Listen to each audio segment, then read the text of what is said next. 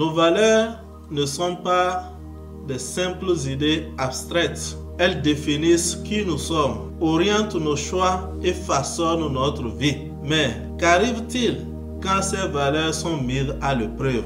Comment réagissons-nous quand les circonstances, la situation et les pressions de la vie nous obligent à choisir entre ce qui est juste et ce qui est facile?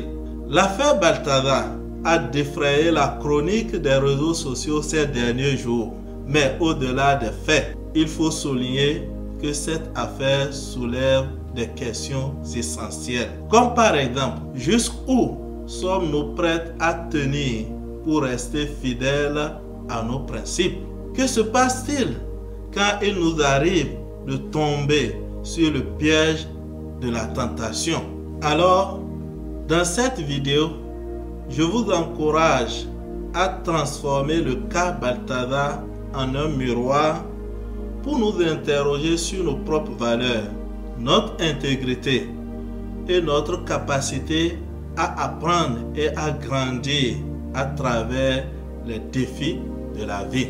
Avant d'aller plus loin, je vous invite, si vous n'êtes pas encore abonné à la chaîne, à vous abonner, à aimer la vidéo et à partager. Bonjour et bienvenue à vous. Je suis coach Ouzairu Mohamedou Bakobi. Qu'est-ce qu'alors une valeur?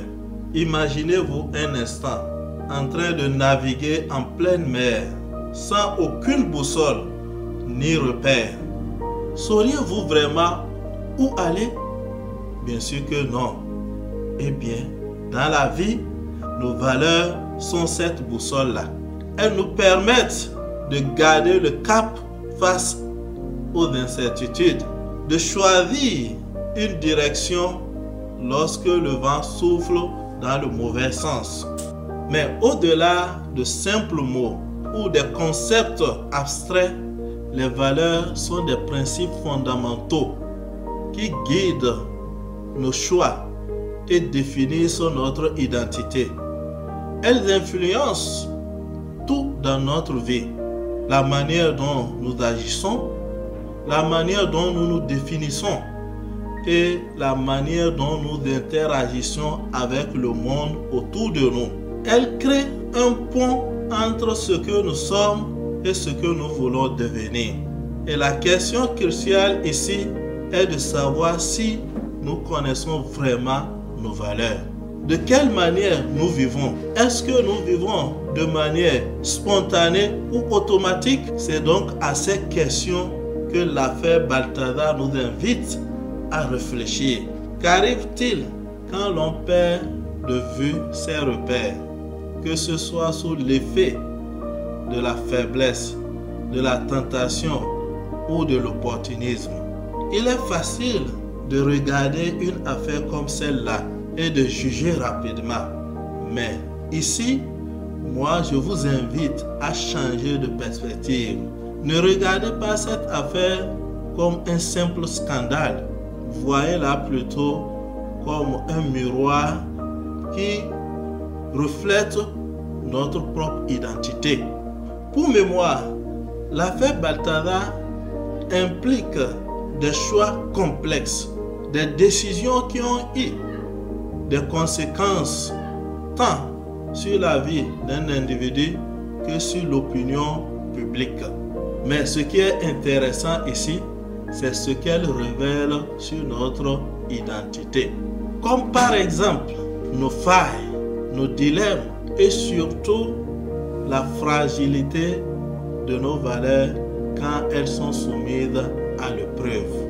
Cette affaire n'est pas que celle de Balthazar, c'est celle de tout un chacun de nous. Car d'une manière ou d'une autre, nous faisons tous face aux pressions sociales quand il s'agit de faire des choix dans la vie.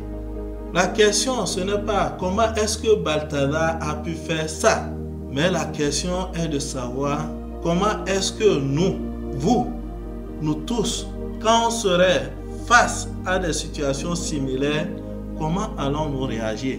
Je dis bien situation similaire, car le cas Balthazar est déjà un cas extrême.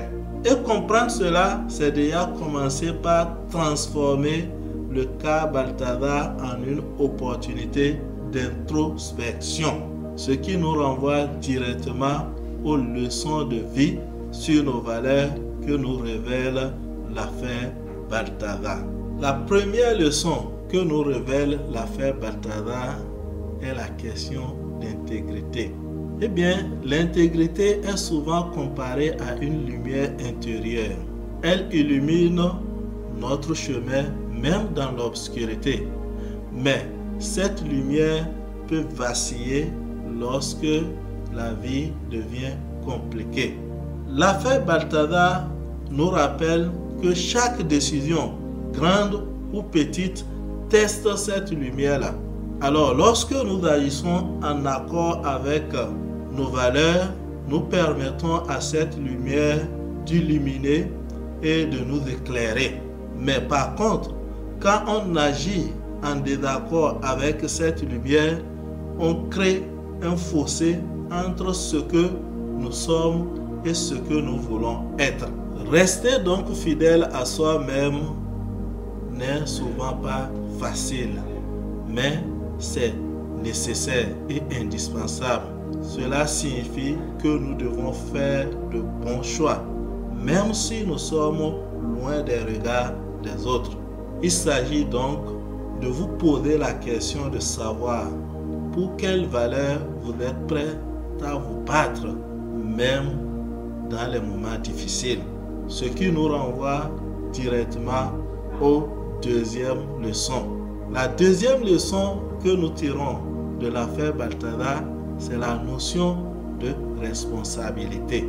La responsabilité, c'est le fait d'assumer les conséquences de ses choix. Ce qu'il ne faut pas confondre à la culpabilité. La vie est une question de choix et chaque choix porte des conséquences. Et assumer ces conséquences, c'est cela la responsabilité. Dans l'affaire Balthazar, nous voyons l'impact qu'un choix peut avoir sur la vie de l'individu et sur la vie des personnes qui sont autour de lui. Et la leçon que nous apprenons de cette affaire est que dans la vie, on ne peut pas contrôler tout ce qui nous arrive, mais on peut contrôler nos réactions face aux conséquences de nos erreurs. Et c'est là la grande leçon que nous prenons de la notion de responsabilité. La troisième leçon que nous révèle l'affaire Balthazar ici, c'est la notion de la résilience. Oui, le fait d'apprendre et de grandir des expériences difficiles. La vie n'est pas linéaire. Elle n'est pas un chemin linéaire. Et personne n'est à l'abri des erreurs et des échecs. Mais ce qui importe, c'est la manière dont nous réagissons quand nous prenions conscience de nos erreurs. Est-ce que nous continuons dans le mauvais sens ou bien nous réalisons pour voir la bonne conduite à tenir? C'est de ça qu'il s'agit. Donc la résilience, c'est cette capacité à se relever, à apprendre et à avancer. Dans l'affaire Balthazar, nous voyons ici une opportunité de transformation à travers le repentir qui passe par 3 ou 4 étapes. La première étape ici, c'est de regretter son acte, c'est de regretter ce qu'on a fait de mauvais. La deuxième étape, c'est de prendre un engagement ferme de ne plus retourner dans ces pratiques-là, dans ces mauvaises pratiques. Et la troisième étape, c'est de demander pardon de manière sincère à Dieu qu'on a offensé pour avoir enfreint à ses limites. La quatrième étape, c'est de corriger l'erreur, de réparer le tort qu'on a causé aux autres au moment où on commettait cette erreur-là. C'est après donc cette étape de repentir que nous pouvons prendre cette expérience comme une leçon de vie pour se transformer et devenir la meilleure version de nous-mêmes. Donc, les 3 leçons que nous révèle l'affaire Balthazar, à savoir l'intégrité, la responsabilité et la résilience, ne sont pas des simples mots. Ce sont plutôt des outils pour construire une vie meilleure.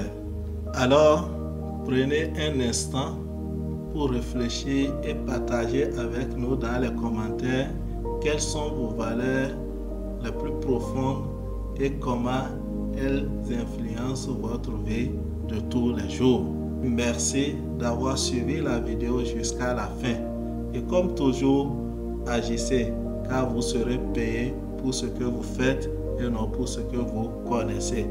Merci, à très bientôt pour de nouvelles découvertes.